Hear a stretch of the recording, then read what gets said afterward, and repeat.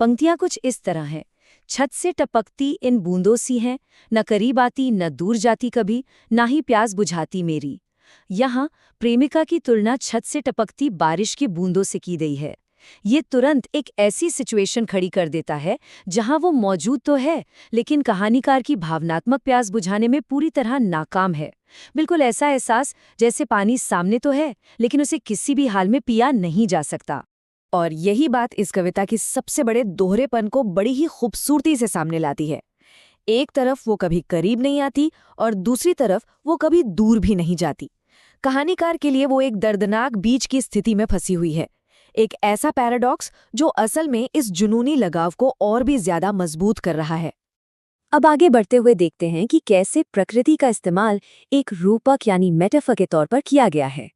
जैसी जैसे ये भावनाएं और गहरी होती हैं, कविता में लिखा है, वे इन हवाओं सी हर जगह दिखती मुझे, रातों के ख्वाबों से याद आती, सबेरा होते दूर चली जाती।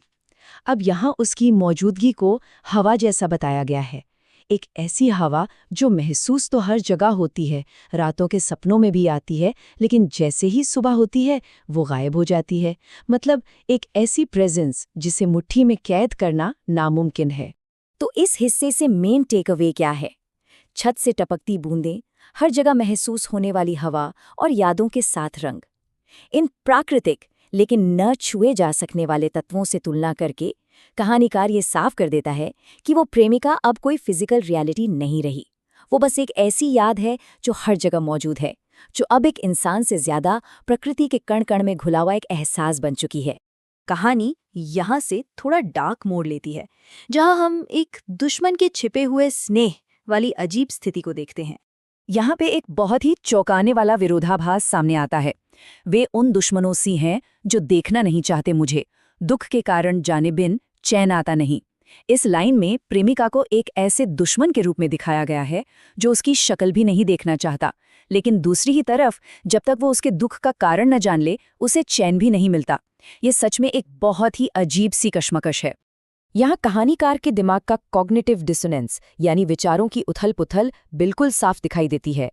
एक तरफ दुश्मन जैसा बर्ताव और दूसरी तरफ दुख की परवाह। यहाँ अस्वीकार किए जाने को भी छिपे हुए प्यार का एक अजीब सा रूप मान लिया गया है।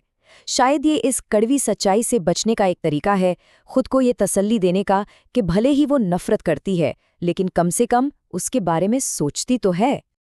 ये कश्मकश अपने चरम पर पहुंचती है अगले हिस्से में, जहां बात आती है माया और मानसिक भ्रम की। यहाँ कहानीकार बहुत ही साफ शब्दों में कहता है,